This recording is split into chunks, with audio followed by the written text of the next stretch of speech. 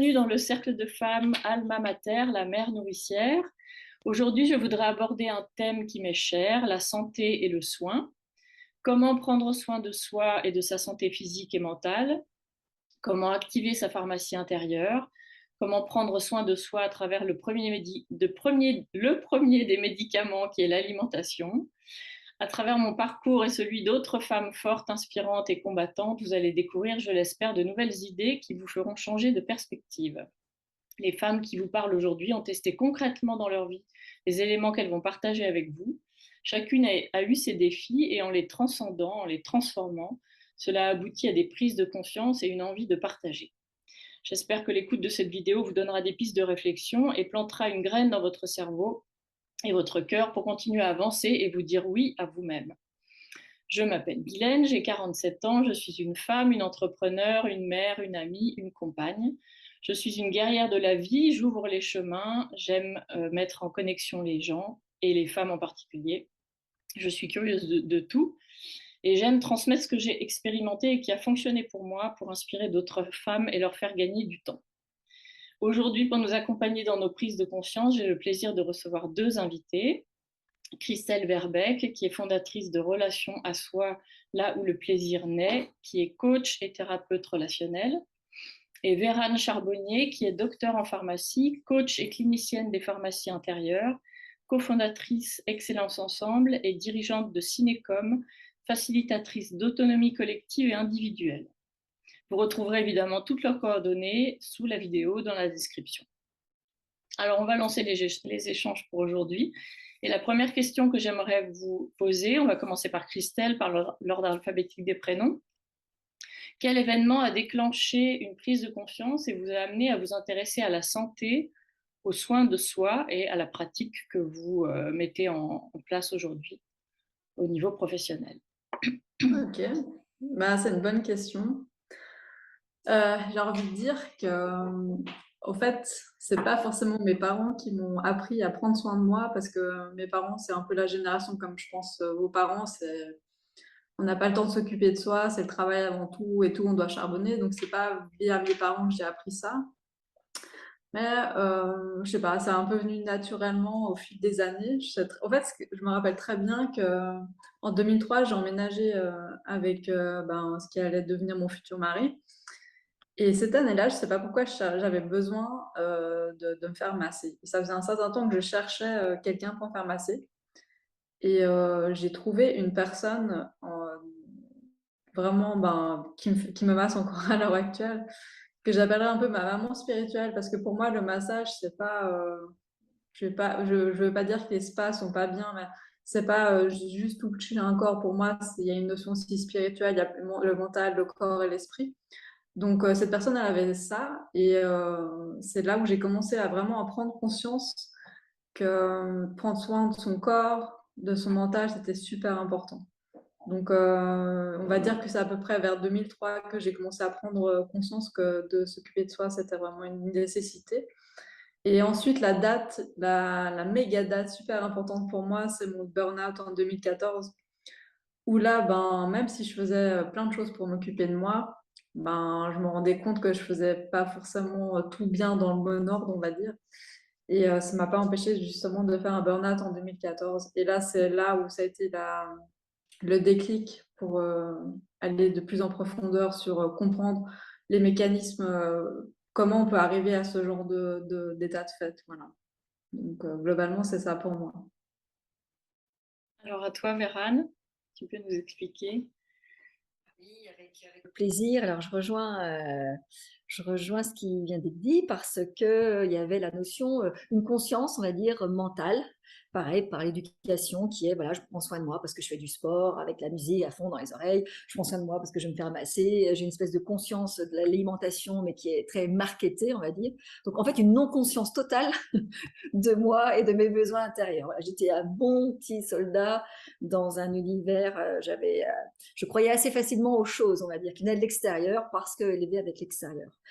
Et puis, il y avait une espèce de perte d'énergie qui a été crescendo jusqu'à vraiment en 2010, moi. Alors, je ne suis pas allée jusqu'au burn-out, mais c'était vraiment un non-sens en fait. Moi qui suis au niveau d'énergie plutôt la locomotive et un peu la notion de joie hein, autour de moi dans mon ex-métier, etc. Bah là, ouais, bof, plus, j'étais plus là à imaginer, à organiser les trucs à plan à 5 ans, tu vois, qui était bien mon principe d'avant, avec un niveau d'exigence en général inatteignable, donc une insatisfaction chronique, donc une responsabilité que je portais parce qu'évidemment c'était de ma faute. Donc évidemment on s'use à ce jeu-là. Et là, bah, j'ai touché l'usure jusqu'à, ok, plus d'énergie. Et là, c'est très intéressant parce que zone très inconfortable pendant 1 an, parce que le premier réflexe, c'était de culpabiliser. Parce que normalement, dans ma checklist de mon beau tableau Excel, belle maison, beau mari, beaux enfants, beau métier, je n'étais pas censée du tout être pas bien. Sauf que, et là, cette perte d'énergie, on ne peut pas. Donc, 1 an à culpabiliser vraiment. Ma soeur traversait des difficultés, mon père traversait des difficultés, donc vraiment pas bien. Puis à un moment, il y a un instinct de survie parce que là, j'ai découvert que bah, j'étais seule, en fait. Pour la première fois de ma vie où je traversais une zone de mal-être, et bien là, plus personne. Enfin, j'ai découvert que j'étais seule. Et ça a été pour moi une énorme prise de conscience. Et du coup, bah, quand on touche un peu le fond, bah, il y a un instinct de survie. Et c'est ça où on est magique. Qui a commencé avec un simple bilan de compétences. On remet la case. Et puis, bien sûr, c'est des rencontres que l'on fait. Et c'est aller bien au-delà de ça. Puisque là, 2 questions, moi, qui m'ont bouleversée, c'était, mais Vérane, qu'est-ce qui se passerait si tu décevais? Et moi, je me rappelle cette question, mais c'était abyssal, quoi. Mais c'est pas possible que je puisse décevoir, c'est juste pas possible, alors qu'évidemment, il ne se passerait rien. Et puis la deuxième question, mais quels sont tes besoins? Et là, pareil, sèche, aucune réponse. Donc, voilà. Donc ça a été des facteurs déclenchants. Et puis derrière, ben voilà, on se remet et on se découvre. Et j'ai appris, en fait. Moi, c'était par ignorance. Et puis derrière, développement personnel, apprentissage, et puis c'est sans fin, changement de métier. J'ai édité un livre pour témoigner de ça, et puis les choses se font petit à petit. Il y a vraiment c'était le corps et cette perte d'énergie, moi, très clairement. Alors moi, je veux partager aussi mon expérience. Alors bah, moi, comme j'ai déjà expliqué dans les vidéos, il y a eu une année terrible pour moi. C'est l'année 1999 parce que j'ai perdu coup sur coup ma sœur qui a été victime d'un accident causé par son ex-compagnon, donc ce qu'on peut appeler un féminicide aujourd'hui. Et 4 mois plus tard, de tristesse, mon père est mort aussi. Donc, une famille de 5, on s'est retrouvés à 3 en l'espace de 4 mois. Donc, cataclysme phénoménal dans ma vie. Et puis, évidemment, alors ça, moi, ça m'a tout de suite... enfin, pas tout de suite. En fait, il y a quelqu'un qui m'a dit, parce que je pense que j'ai pas dû arrêter de pleurer pendant un mois. Puis au bout d'un mois, il y a la maman d'une amie qui m'a dit, écoute, je crois que vraiment là, tu devrais aller voir quelqu'un parce que tu as le droit d'être triste, il y a des raisons d'être triste, mais il faut quand même faire quelque chose. Tu vas pas rester comme ça. Donc, je ne remercierai jamais assez de m'avoir dit ça. Donc, moi, j'ai commencé par une psychothérapie parce qu'il y avait quand même un terrain. Enfin, je ne vais pas tout expliquer, mais du côté de mon père, c'était pas simple. Il y a une lignée, là, il y a beaucoup de suicides, il y a beaucoup de maladies mentales, psychiatriques, etc. Donc, c'était bien lourd. Je viens de cette lignée-là, donc voilà. Donc, je me suis occupée un peu de tout ça pendant presque 7 ans, hein. J'ai vu un psychiatre. Ça m'a beaucoup aidée. Je pense que j'ai beaucoup parlé, j'ai beaucoup évacué. Et puis, un peu, en fait, je me rappelle pas bien, mais je pense que ça a commencé aussi à être la période où on entendait pas mal parler de bio. Alors, moi, ça a commencé un peu avec l'alimentation bio. Et avec mon compagnon de l'époque, on s'est pas mal intéressé à ça, à manger plus sainement, à manger bio, etc. Et puis ensuite, bah, j'ai découvert des thérapeutes à Genève, des super thérapeutes, dont Christelle fait partie plus récemment, mais c'est vrai qu'au départ, ça a été dans les années 2000, au début des années 2000, où j'ai commencé à avoir des thérapeutes. Et puis, je me suis aperçue, moi, j'ai pas mal mangé de médicaments chimiques pendant l'enfance parce que je pense que je somatisais beaucoup de choses, enfin voilà. Donc moi, la chimie, au bout d'un moment, j'en ai eu ras-le-bol. J'ai dit, il doit y avoir d'autres moyens de soigner parce que c'est pas possible de se mettre autant de merde, pardon, dans le corps. Donc je me suis aussi vraiment intéressée à toutes ces médecines parallèles, les oligo-éléments, etc., toutes les façons douces de se soigner et surtout de prévenir en fait. Prendre des choses un peu plus régulièrement, mais pour balancer la santé, l'organisme, pour que justement je tombe moins malade. Donc voilà. Et puis après, il y a eu aussi, je pense que j'ai fait au moins 3 ou 4 dépressions dans ma vie. Je pense qu'ici au Canada, ça n'a pas été une dépression, mais je pense qu'il y a quand même eu un espèce de... Alors peut-être un espèce de burn-out aussi, parce que j'ai voulu tellement faire de choses pour m'implanter ici, pour que ça démarre mon activité, ce qui n'a toujours pas démarré, mais finalement je pense que c'est très bien comme ça. Enfin voilà, je suis dans une période là vraiment transitoire, donc je connais aussi, ça résonne en moi ce que tu dis, Véran, parce que là ça fait 1 an que bah, j'ai plus du tout le même rythme de travail que j'avais avant, parce que donc avant j'étais dans une grande entreprise avec un rythme, j'étais manager, voilà, avec un cadre, avec un moule qui était parfois assez difficile, il fallait rentrer dedans, quoi, voilà. Donc là, tout a explosé, je suis à l'étranger, j'ai plus de repères, etc. Mais c'est aussi une période qui est très intense dans la remise en question. Et puis là, je suis vraiment dans une démarche où je veux inventer ma vie professionnelle et personnelle, qu'elle soit plus équilibrée. Et voilà, tout ça, ça m'amène à beaucoup de réflexions sur tous ces sujets-là. Alors, peut-être que vous voudriez chacune décrire un petit peu votre pratique. Qu'est-ce que vous faites concrètement dans le soin et dans votre approche? Je ne sais pas, Christelle? Mais tu veux dire pour prendre soin de soi ou Oui, qu'est-ce que tu proposes, toi, dans ta thérapie, dans ta profession de coach? Qu'est-ce que tu proposes? Ok. Bah, en fait, bah, relation à soi, pour moi, c'est la relation qu'on a avec soi-même. Je me suis rendu compte que c'était la relation première qu'on devait. Enfin, c'est la plus importante, en fait, la relation qu'on a avec soi-même. Euh, et on a assez tendance à se mettre justement au second plan. Enfin, en tout cas, moi, dans ma vie, c'est ce que j'ai remarqué, c'est que je me suis toujours choisi en second. J'ai toujours mis en priorité les autres. Et c'est ce qui a un peu mené à ma perte. Ça veut pas dire que j'en suis totalement guérie, hein, mais pour moi, c'est un peu le message que j'essaie de faire porter aux gens, c'est que faire de soi sa priorité, c'est pas être égoïste. Au contraire, c'est montrer l'exemple et être bien dans sa tête, dans son corps, quoi. Donc, c'est ça mon message premier. Et aussi la notion de plaisir, parce que pour moi, il y a beaucoup le plaisir, c'est un booster pour moi énorme. C'est-à-dire que si on n'a pas de plaisir dans sa vie, mais on fait quoi? On peut se tirer une balle tout de suite, quoi. Tu vois? Donc après, il y a plusieurs aspects de plaisir. Moi, dans les thérapies que je fais, il y a la thérapie par rapport au physique, on va dire le toucher, donc le toucher thérapeutique en pratiquant des massages. Autrement, bah, il y a l'accompagnement plaisir d'être qui est en lien justement, bah, ça c'est du coaching plutôt relationnel, donc avec soi-même, remettre en question qu'est-ce qu'on peut mettre en priorité dans sa vie pour remettre du plaisir.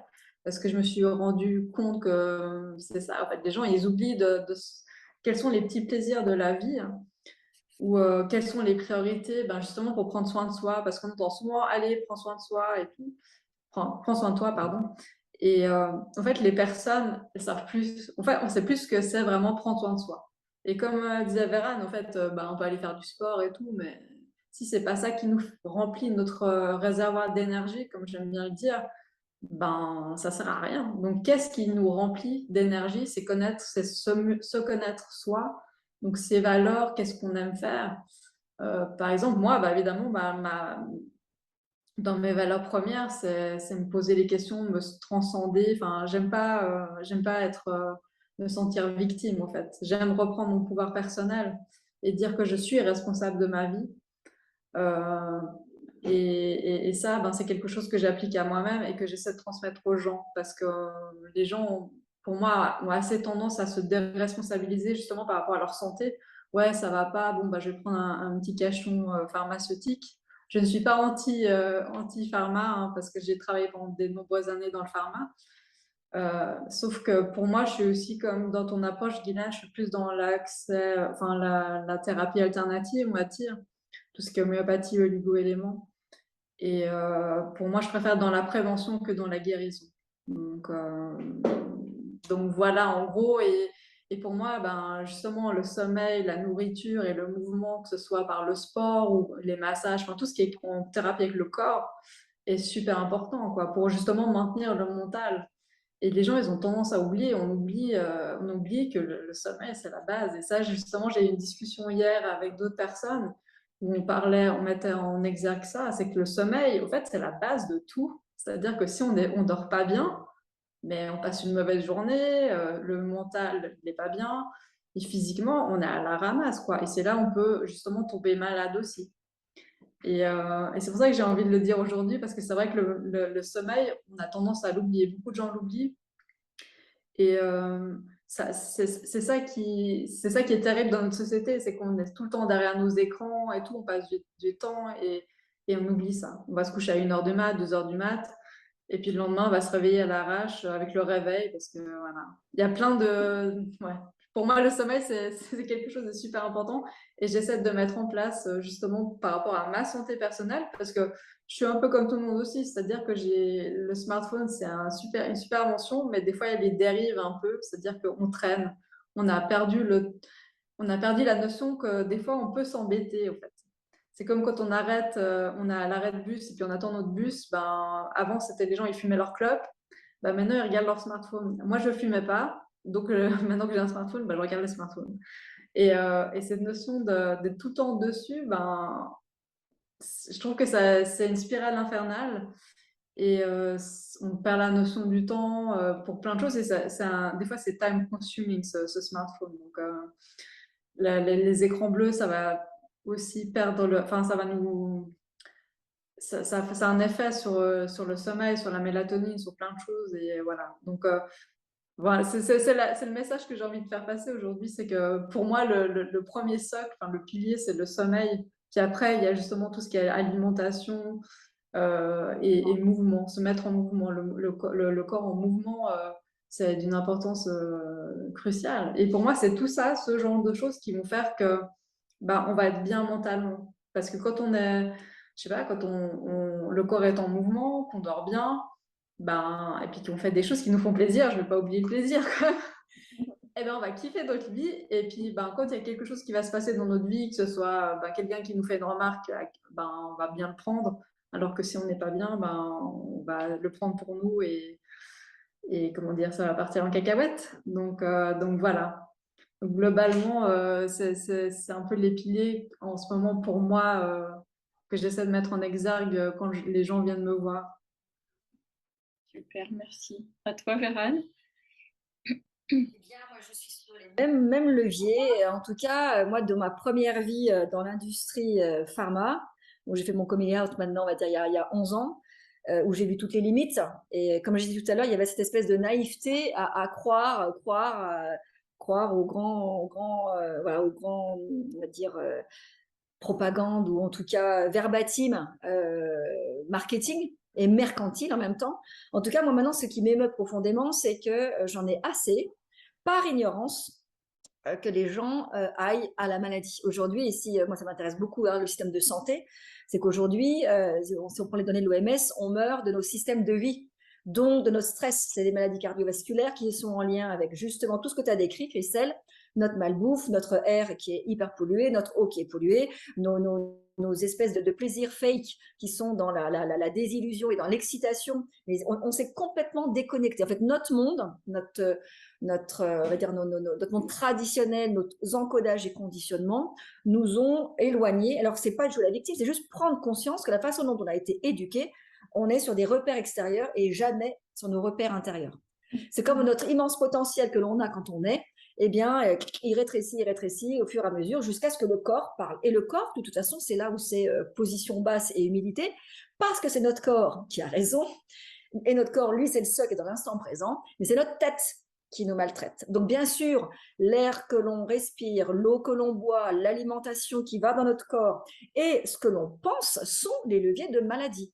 Alors, on a le même pouvoir de créer une maladie comme on a le même pouvoir d'auto-guérison. Et pour ça, et ça, c'est mon métier, en tout cas à mon humble niveau, ce que je propose, que ce soit dans les entreprises ou dans n'importe quel type de collectif et aussi pour l'individuel, c'est un espace pour se ressourcer et potentiellement apprendre à avoir d'autres angles, entre autres sur soi, parce que nous sommes complètement ignorants, déconnectés de notre corps.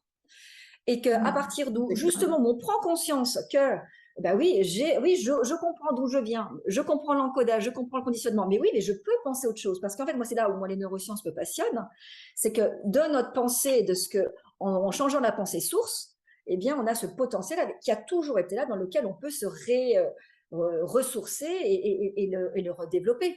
Encore faut-il, et en général, on a besoin d'une plaque avant de se rapprocher de ça. Et c'est là où notre fameuse plasticité neuronale, tout notre potentiel, on apprend toute notre vie jusqu'à notre dernier souffle. Et la notion de compétence, alors on est très très fort là, et on a cru que notre corps était au service de notre tête, alors c'est l'exact inverse. De même qu'on est issu de la culture de la souffrance, voire la compétition, tout ça c'est faux en fait. On sait très bien, les neurosciences ont démontré, les psychologies positives l'ont démontré, on va là où il y aura du plaisir avec de l'émotion joie. Et sauf qu'on a été élevé l'inverse. Et quand on arrive et qu'on la personne prend conscience de ça, et aller dans le plaisir qui ne veut pas dire pas d'effort, hein. On a des besoins fondamentaux. Non, mais souvent c'est ça, parce qu'on est censé, on est issu de la culture de la souffrance, il faut bien souffrir pour mériter. Mais non, c'est pas comme ça que le cerveau et le corps fonctionnent. Donc à partir du moment où justement, par prise de conscience, la personne relie ça, derrière, c'est ça tout le potentiel. Hein. Et c'est ça, moi, qui m'anime beaucoup, c'est que rendre la personne autonome pour décider ce qui est bon pour elle. Et là, je te rejoins complètement, Christelle. L'idée, c'est de sortir, comme nos repères extérieurs ont permis en fait de se désidentifier, de se déresponsabiliser. Et quand ça va pas bien, c'est toujours la faute de l'autre. C'est le gouvernement qui doit me répondre à ma santé, c'est ma femme, c'est le chef, c'est machin, ces trucs. Sauf que bien sûr, là, c'est l'enfer. Et on crée nos maladies. Et aujourd'hui, le cancer est chronique, les maladies cardiovasculaires, et tout ce qui est maladies auto-immunes, c'est un drame. Donc ça suffit, en fait. Et prenons, et moi, c'est toujours la proposition, donc un espace de ressources, de sécurité pour que la personne puisse prendre un peu d'air et potentiellement voir d'autres angles pour se repositionner derrière. Parce que ma grande croyance, c'est que la personne est en capacité de se repositionner là où c'est bon pour elle. Et puis, bien évidemment, prendre conscience de tout cet aspect mercantile, parce que, comme tu l'as dit très justement, Christelle, le premier acte de santé, c'est le sommeil, parce que notre corps, les milliards de cellules que l'on a sont exactement faites pour aller bien. Elles savent exactement ce qu'il faut faire pour aller bien. C'est notre mental, donc nos pensées. Il n'y a pas pire que nous avec nous-mêmes, en fait. Nos tribunaux intérieurs sont juste sans limite. Donc, voilà, c'est quand je pointe ça que je teste autre chose.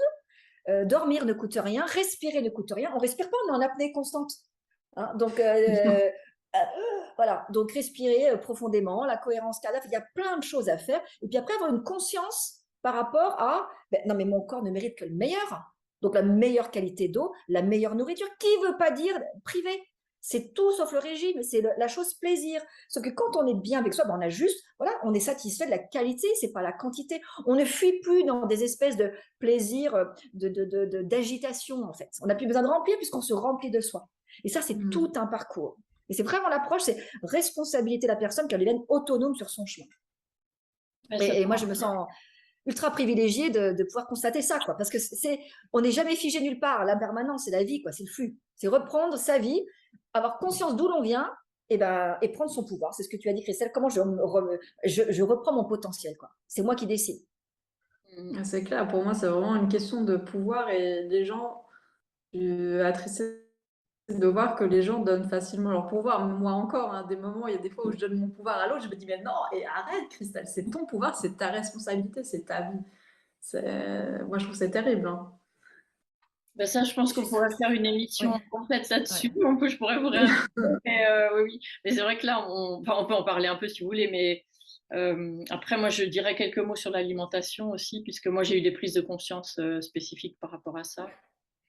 Je voudrais juste me permettre, parce que par rapport à la santé, moi, c'est vraiment un sujet pour moi qui est majeur, et tu l'as dit tout à l'heure, Christelle, nous avons été dans un système, dans notre société occidentale, le système d'allopathie qui est curatif.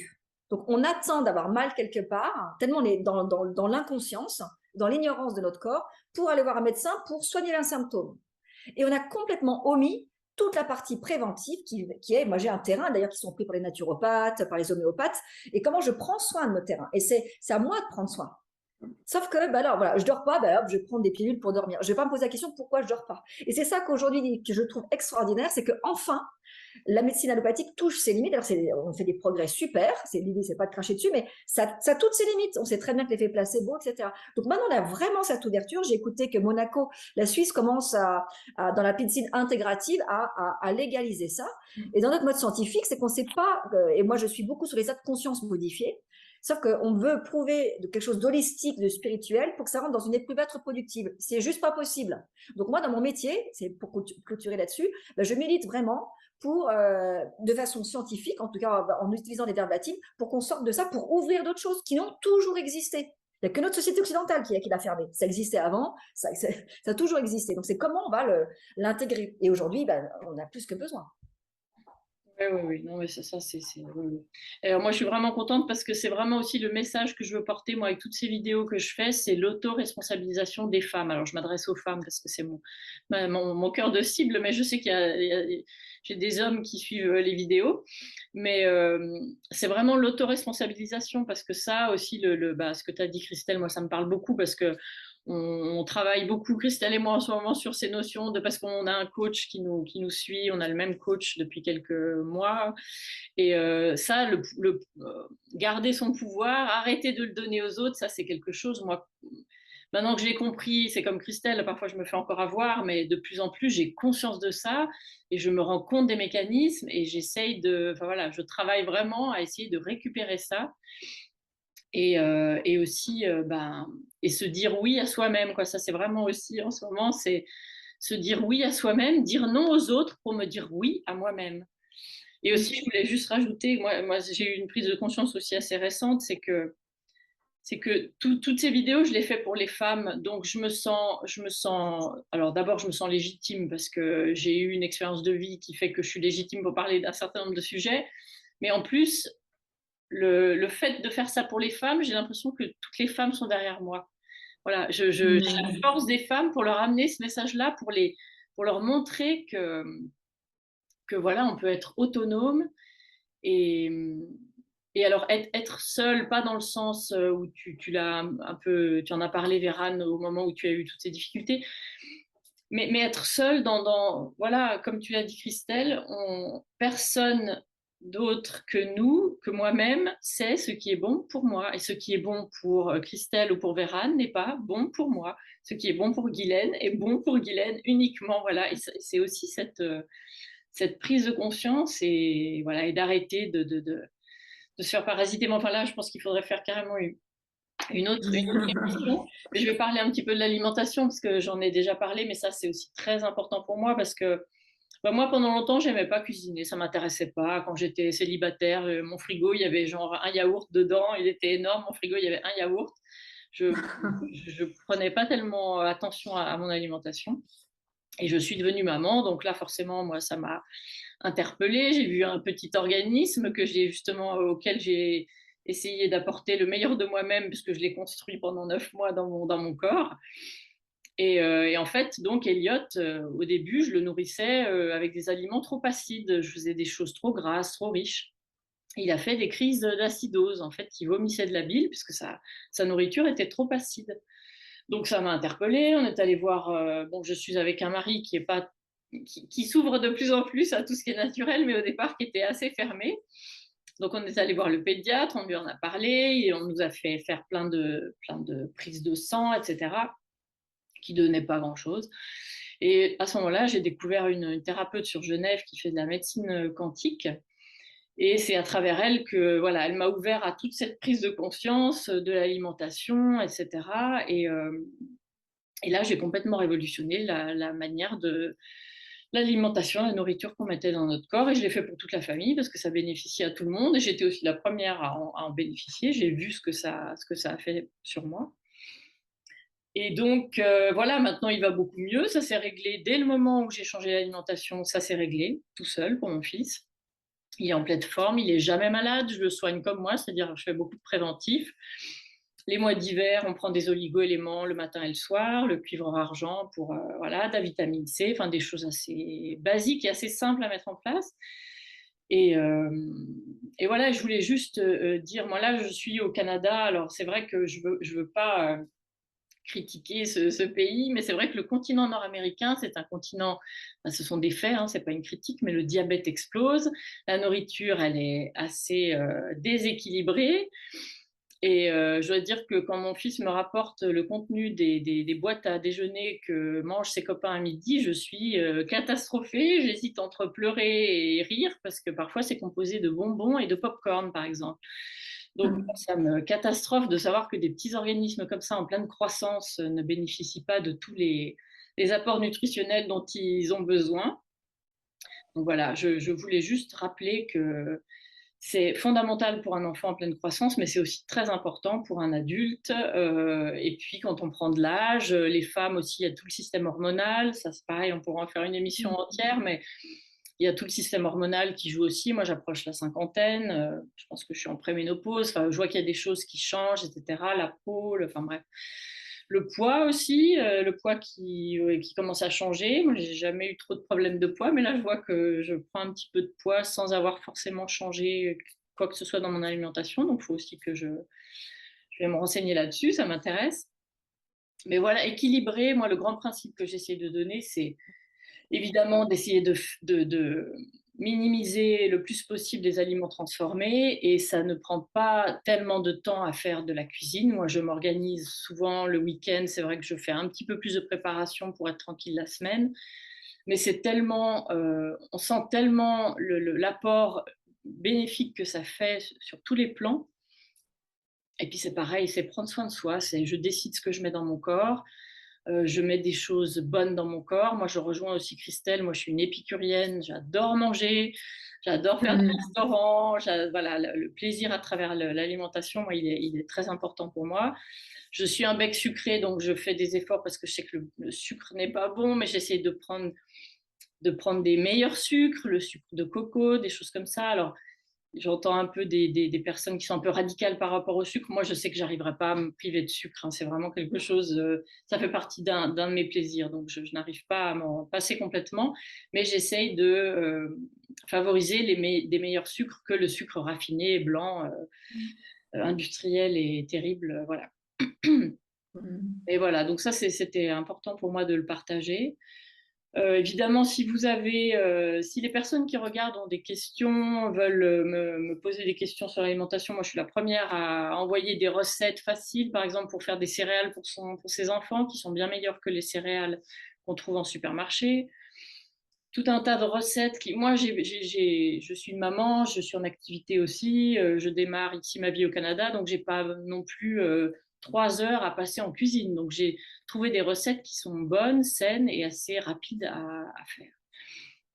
Donc voilà. Et puis si aussi évidemment il y a des personnes qui sont intéressées à rentrer en contact avec Véran et Christelle, qui sont sur Genève ou sur Annecy ou dans la région ou en France ou même à l'étranger. Je rappelle, vous aurez toutes leurs coordonnées dans la description de la vidéo. Et puis, oui, moi j'aime bien être dans le concret. Alors j'avais préparé cette question: quel est le premier pas que l'on peut faire concrètement pour prendre soin de soi? J'aimerais que vous y répondiez chacune à votre manière. Le premier pas. Quelque chose de concret parce que quand on prend parfois, enfin moi je sais qu'au début, comme j'ai aussi un niveau d'exigence et de perfectionnisme assez élevé, je voulais tout faire bien, puis on ne sait pas bien par quoi commencer. Par exemple, dans ta démarche, toi, Christelle, qu'est-ce que tu conseillerais de faire en premier pour prendre soin de soi?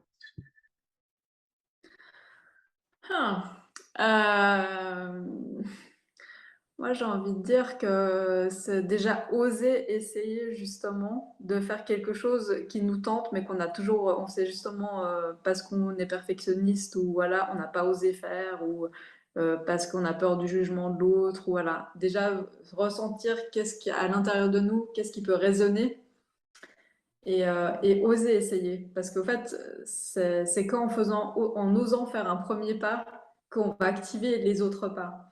Et comme disait justement Maxime, au fait, quand on est gamin, quand on est enfant, quand on apprend à marcher, on tombe jusqu'à ce qu'on marche.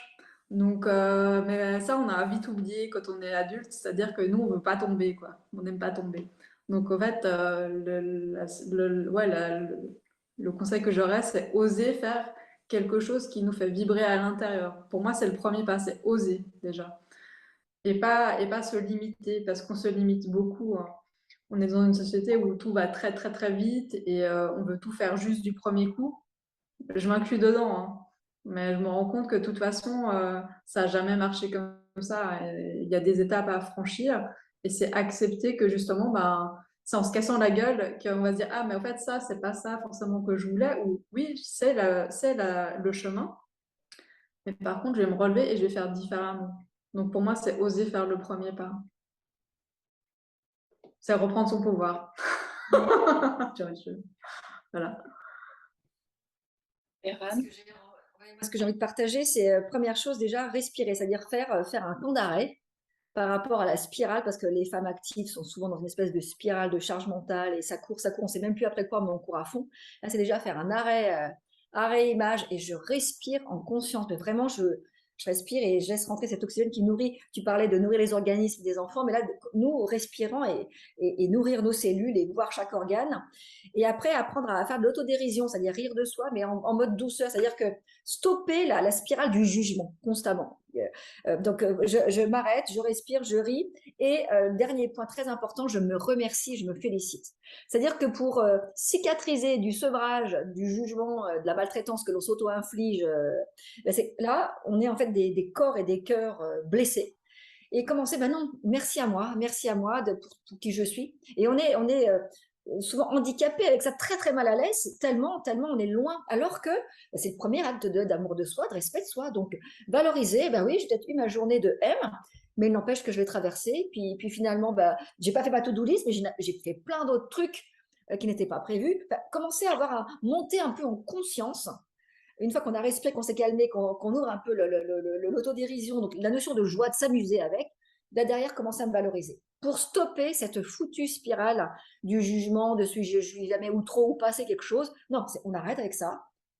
Et je te rejoins complètement, Christelle. L'échec n'existe pas, surtout dans notre monde où il y a un monde à créer, donc c'est le mode test and learn. Hein. Donc j'expérimente tout le temps, il n'y a pas d'échec, j'expérimente et de là, ben, je grandis. Je me découvre jusqu'à mon dernier souffle. Ouais, je pense que c'est ça qu'on a aussi beaucoup oublié. C'est qu'en fait, la vie, pour moi, c'est expérimenter, au fait. C'est tout. C'est plein d'expériences qui sont bonnes ou mauvaises, hein. On va pas se mentir. À des moments, c'est pas drôle. Mais c'est ça, en fait. C'est la vie, elle est faite d'expériences. Oui, puis être capable de comprendre que les plus grandes crises et les plus grandes souffrances, c'est de là où on tire où on développe des capacités et des talents et des choses. Par exemple, moi, le fait que ma sœur soit morte dans les conditions où elle est morte, alors ça a mis des années parce que je pense que j'ai mis longtemps à me guérir de ça, à guérir aussi l'image que j'avais du masculin parce que mon père donc était maniaco-dépressif, donc j'avais vraiment une image de la masculinité mais catastrophique. Et en plus, donc ma sœur est morte à cause d'un homme, donc voilà, j'avais vraiment du boulot. Mais je sais plus ce que je vais dire maintenant, mais c'est pas grave. Mais voilà, oui. Des plus grandes forces. Bah, j'ai développé, voilà, j'ai dû travailler sur cet aspect masculin. Alors moi-même, j'avais en fait développé une très forte force masculine. J'avais un masculin qui était très présent en moi parce que bah, toute cette vie m'a appris finalement à être indépendante.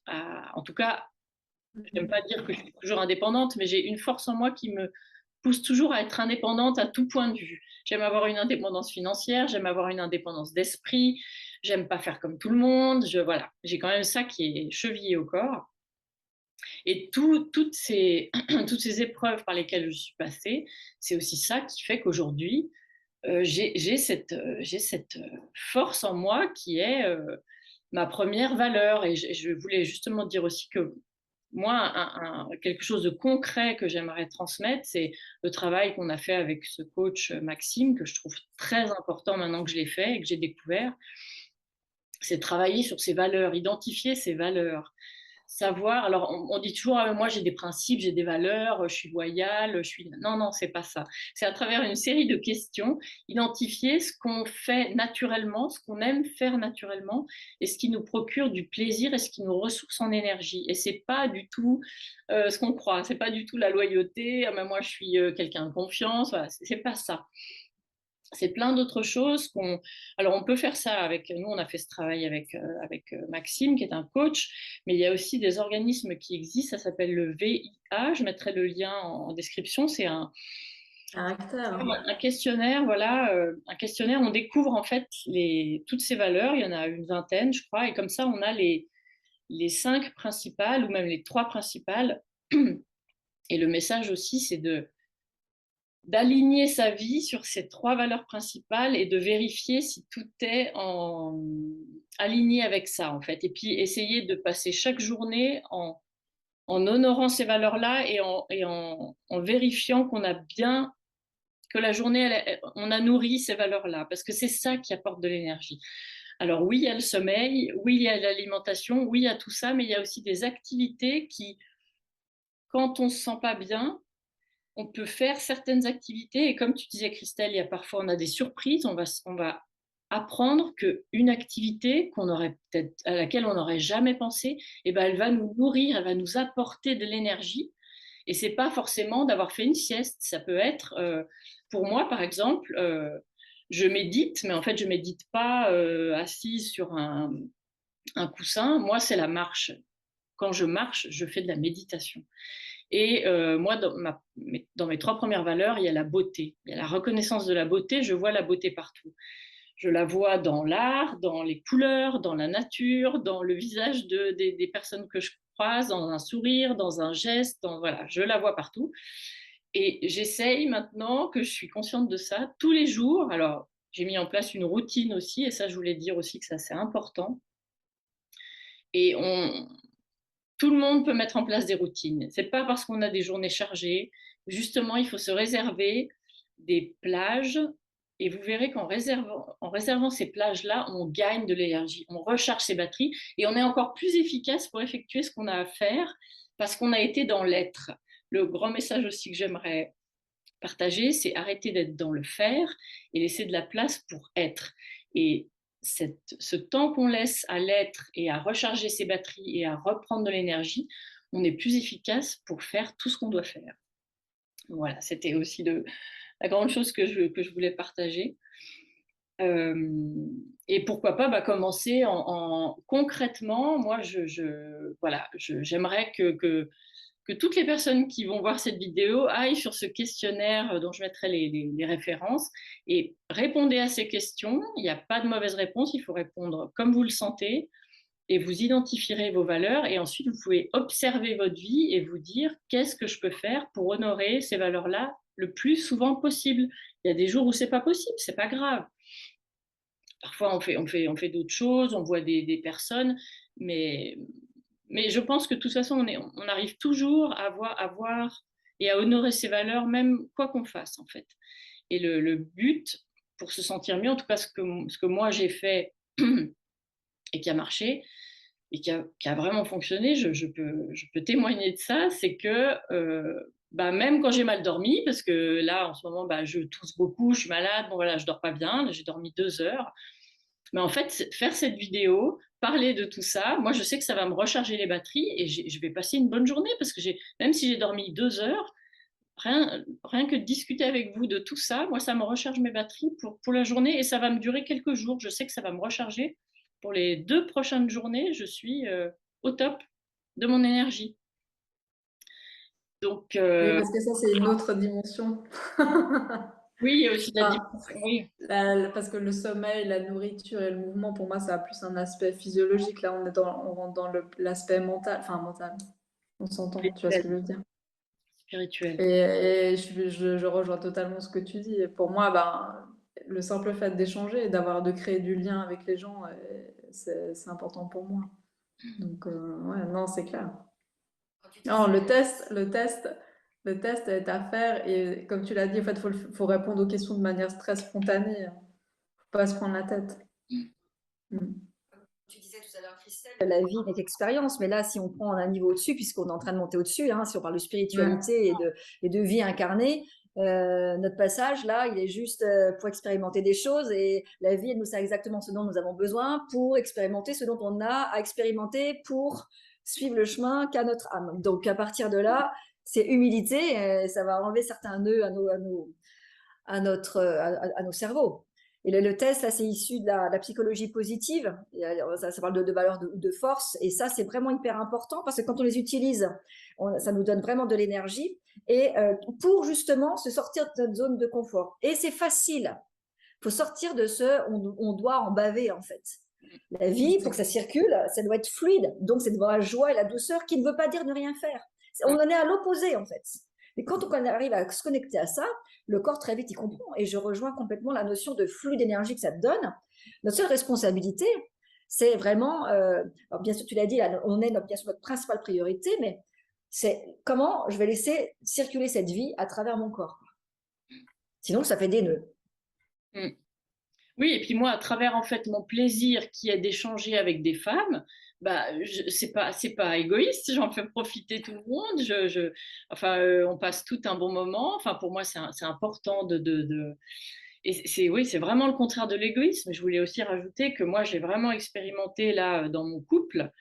Euh, donc à un moment, donc là, j'avais fait tellement de choses ici pour que ça démarre, parce que je voulais absolument que ça marche. J'étais dans le faire.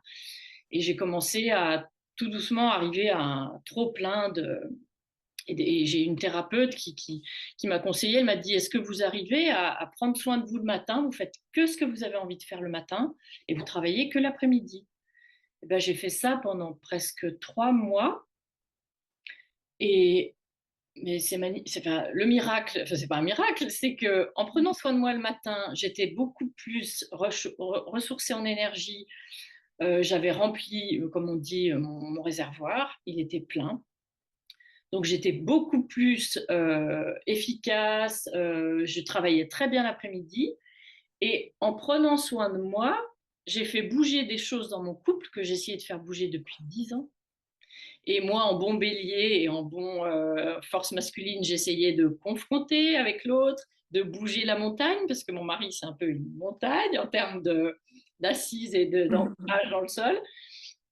Donc, depuis 10 ans, j'essayais de bouger la montagne. J'étais arrivée quand même un peu à la faire bouger, mais j'en suis pas fière parce que je m'étais cramée en énergie. Mais là, en me recentrant sur moi, en prenant soin de moi comme je l'ai fait là pendant 3 mois, en me faisant plaisir à moi tous les matins et en travaillant que l'après-midi, lui, il a bougé tout seul. J'ai rien fait, je n'ai fait que m'occuper de moi et lui, il a bougé. Alors ça, moi, j'aimerais vraiment, depuis que je l'ai vu et expérimenté, j'ai juste envie de dire à tout le monde et à toutes les femmes en particulier, parce on est vraiment les spécialistes pour faire passer toujours tout le monde avant nous, que ça marche, quoi. Et que si mon mari, il a bougé, je pense que tous les hommes de la Terre, ils vont bouger. Voilà. Ah, mais c'est clair, mais c'est pour ça que c'est pas égoïste de s'occuper de soi. Parce que si C'est l'opposé. tu peux pas changer l'autre, quoi. Donc si tu te changes toi, ben les autres changent, ou s'ils changent pas, c'est pas pour toi, puis ils partent, quoi. Et si on va plus grand, c'est notre unique responsabilité. Comment je vais nourrir mes besoins, nourrir mes valeurs, parce que c'est comme ça que je vais changer le monde, si on veut aller plus loin. Et moi, je le vois dans l'entreprise. Moi, en tout cas, ma croyance qu'un dirigeant qui va prendre soin de lui ou d'elle, bah, automatiquement aura un autre scope sur sa vision voilà, de comment je produis sans laisser de traces, comment l'idée, c'est de sortir de la loi du toujours plus pour être dans le mieux dans son corps, mieux dans son être. Et moi, vraiment, il y a la notion de savoir-être aujourd'hui pour développer de nouveaux savoir-faire. C'est là où est l'enjeu. Donc, la priorité, c'est évident, c'est soi. Notre seule responsabilité humaine, d'ailleurs. Et derrière, on va vers le monde vivant, etc. C'est vraiment une notion de conscience. Ah, là, ouais, on est au-delà de la question de base de Guylaine. Mais parce que ça va... En fait, pour moi, c'est vraiment... Enfin, tu touches la surface, puis tu grattes de plus en plus. Et justement, si on est curieux Parce que pour moi, il y a aussi une notion de curiosité. Si on est curieux de se connaître de plus en plus, eh ben, on va aller de plus en plus profond. Alors, il y a des moments où ça va pas être drôle quand même, parce que ça vient remuer des anciens schémas ou des schémas qu'on a eu tout le temps, des automatismes. Mais moi, j'adore. En fait, travailler sur moi, éternellement me connaître, me découvrir, pour moi, c'est mon kiff personnel, en fait. Et justement, voir les autres, réaliser, prendre conscience de ah, mais ouais, j'ai fait ça pendant des années, et finalement, bah, en fait, là, en prenant soin de moi, ça a changé ça, ça, ça, ça. Je trouve que c'est justement, c'est aussi un kiff pour moi de voir que les gens prennent conscience que prendre soin de soi, c'est important, quoi. Bah, bien sûr. Et tu parlais de rituels ou des choses assez simples à mettre. Moi, je partage mon hygiène, en tout cas, parce que je parle d'hygiène. Comme on se douche, on se lave les dents, mais qu'est-ce qu'on fait de nos émotions intérieures? Moi, le matin, souvent, j'essaie de me, enfin, c'est pas j'essaie, je me réveille naturellement parce que je me fais confiance. Et il y a la notion de, je commence à respirer au lieu de me lever tout de suite, pop, pop, pop, hors du lit, juste quelques respirations et simplement en conscience. Et j'accueille la journée, je dis bonjour, bonjour au 11 octobre, 24 heures devant moi qui me sont offertes et dans lequel ma seule responsabilité, c'est comment je vais nourrir ma joie et le plaisir que je vais avoir aujourd'hui. Et c'est pas un truc de bisounours, c'est pas non plus la méthode couée à être dans. C'est vraiment comment j'accueille cette journée. Parce que c'est pareil, notre pensée est très puissante, donc qu'est-ce que je laisse venir à ma pensée? Le cerveau ne fait pas la différence entre ce qui est vrai et ce qui n'est pas vrai. Donc si je commence à me mettre sur les news tout de suite, chaude de mon lit, mais c'est sûr que ça va pas être pareil en termes d'énergie, en termes d'ambition pour ma journée, quoi. Bah, les pensées sont créatrices, hein. Mm. Donc, comme on dit, hein, si on pense qu'on est de la merde, on va finir de la merde. Ah oui. Donc, je rejoins totalement, hein. Ah, bah, moi, ma routine du matin en ce moment, parce que moi, des fois, elle évolue, hein, mais ma routine du matin en ce moment, j'ai besoin, vu que je me sens un petit peu quand même down, j'aime beaucoup les pierres, donc la lithothérapie, donc je me recharge pas mal avec les pierres le matin au réveil. Et puis après, pour remettre encore un peu le corps en mouvement, c'est soit je m'automasse, soit j'aime bien mettre une petite musique, soit qui me fait danser à tue-tête, soit voilà. Mais ouais, ça c'est ma routine du matin en ce moment. Alors moi, ma routine, c'est 1 heure, minimum 1 heure de marche avec ma chienne et j'admire le lac Ontario ici, qui est Ontario en langage natif là, des Amérindiens. Enfin, je peut-être pas le bon mot, pardon, mais Ontario, ça veut dire lac aux eaux étincelantes. Et c'est vraiment, j'adore le lac Léman, hein, je ne fais pas d'infidélité au lac Léman que j'adore, mais ce lac Ontario, moi, il dégage des énergies depuis que je suis là. Il y a eu beaucoup de choses que j'ai ressenties physiquement aussi depuis que je suis à côté de ce lac. Et tous les jours, avec ma chienne, on va se balader 1 heure minimum. Et je médite pendant 1 heure à regarder ce lac. Et ça m'apporte voilà, beaucoup, beaucoup d'énergie pour la journée. Donc voilà. Et je pense Non, c'est que clair, ça marche. mettre en place des choses, même si voilà, moi j'ai la chance d'avoir un peu de temps libre parce que bah, tout n'a pas encore démarré comme je veux, mais je me souviens quand je travaillais en entreprise et que j'étais aussi déjà sensibilisée à ça et que j'avais un stress à gérer qui était assez important, qui était le stress des autres, mais que voilà, j'avais laissé le pouvoir aux autres. Et bien, je sais que pendant ma pause de midi, j'avais la chance parfois de pouvoir prendre jusqu'à 3 heures de pause. Ça m'arrivait des fois, des jours où c'était vraiment compliqué. Je prenais 3 heures de pause et j'allais faire que ce que j'avais envie pendant ces 3 heures. J'allais dans Genève, j'allais me balader, voilà. Donc, c'est possible aussi de mettre en place des choses quand on a un travail, quand on est salarié. On peut mettre en place des choses, voilà. Et juste apprendre à identifier ce travail des valeurs est important pour savoir qu'est-ce qui nous nourrit et mettre en place ensuite des choses pour nourrir ça, pour se recharger en énergie, pour prendre soin de soi. Et voilà. Et c'est pas de la magie. Quand on prend soin de soi, il y a tout qui change autour. Moi, j'ajouterais juste à ce que tu viens de dire que après c'est parce que il y a souvent les gens ouais mais j'ai pas le temps et tout. Pour moi, c'est aussi toujours une question de priorité parce qu'en fait, quand on sent l'importance de certaines choses, on va les faire. Bien sûr. Je veux dire, moi, les gens qui disent ouais, j'ai pas le temps, non. En fait, moi-même, des fois, j'ai un automatisme, je veux le dire, mais en fait, non, c'est que je mets pas ça en priorité. Et se mettre en priorité est pour moi le top liste, enfin, c'est le premier en haut de la liste.